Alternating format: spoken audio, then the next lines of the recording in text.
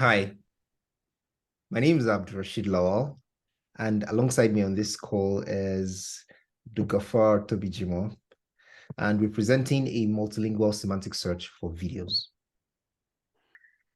What are we trying to solve? We've all at some point wanted to just skip to the part of video that has the information we need, be it on streaming platforms like YouTube or just while playing a video on your computer or mobile phone. The problem is that in-video search is mostly not optimal, or in most cases, just, non-functional. Just doesn't work. I mean, you could argue that YouTube has chapters, but they do not give you the exact information you're looking for. They are predetermined sections of the video that the creator thinks might be useful to note.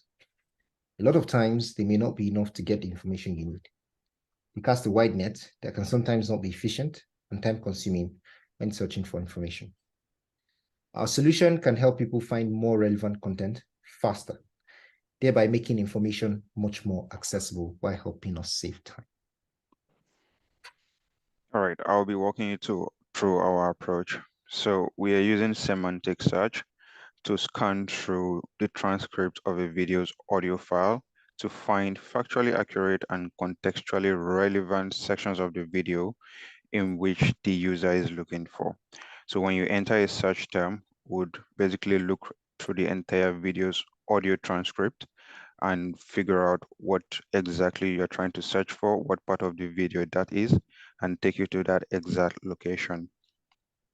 So also we are leveraging Cohere's truly multilingual embeddings model to break the language barrier with this. So it doesn't matter what language you're searching in or what language the video is in, you can always still find what you're looking for. So this search can be performed in any language, on any language. Now, I have a simple flowchart here on the screen that shows the pipeline we have built for our solution. So basically, we start by getting the video's URL. We have built this solution to work off of YouTube videos for now, just for demonstration.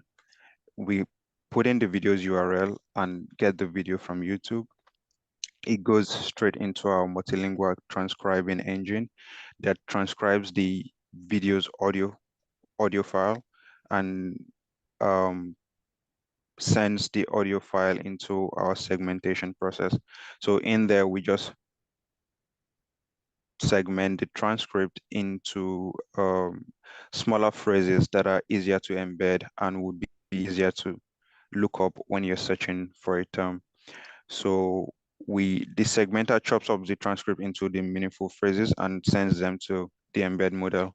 At the same time, the search term the user is looking for is also sent into the embed model so it can be embedded. And we then do a cosine similarity test to figure out what phrases in the transcript are most similar to the search term.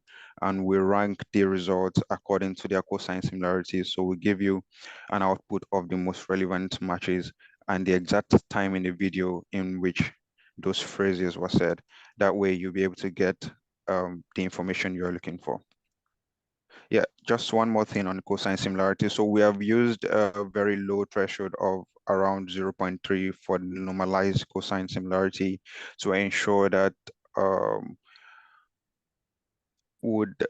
at the moment we're providing as much information regarding that search term in the video to the user. But I'll just give a short demonstration of how it works there on the next slide. Demo, please. So we have this user interface we've designed to help the user search through a video. So if you go into the text field that says video URL there and you paste the URL of a YouTube video, it's going to automatically fetch the video for you. And then, just a second, the video is still coming up. All right, we have it there. So obviously you can play the video, but the more interesting part is if you go to the right-hand side and you type in a search term, say serverless management. Yeah, into that and you press lookup, you'll be able to see every instance in this video where they have spoken about serverless management, or at least serverless. Because it's semantic search, it gives you all related terms ranked from the most related to the least related phrases. And you can also see the exact point in the video where those phrases were said. So if you click on each one of them, you'll be able to go to that exact point in the video.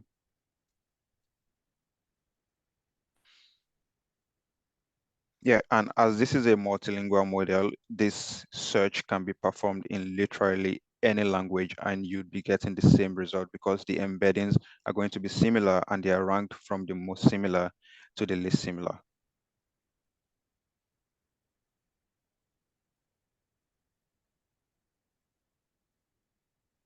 As you can see there, this is a search term in a combination of Yoruba and English that's supposed to be something similar to computer management. And you can see that the search results are, well, similar enough for you to at least derive some information from what you're looking for. But I'd say if you have a much more refined search term, not what you have put in there, Rashid, but a much more refined search term will get you better results. All right, so while we were developing this, we ran into some a lot of limitations, but the two most notable ones are the fact that the semantic search functionality we've implemented is limited by the quality of embeddings provided by the embed model. We noticed that in some instances, for example, for words like Amazon, it doesn't recognize it as a named entity. It just gives us an embedding that is closer to words like peak and ultimate. Probably it thinks Amazon is an adjective that represents something like peak or ultimate. So in instances like that, the semantic search functionality is impacted because the embeddings we're using to develop the search functionalities are not accurate in those instances. And obviously, the multilingual support in itself is limited by the number of languages that are supported by the multilingual model.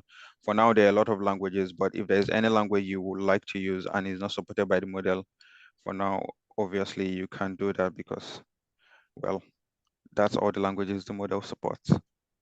Thank you very much.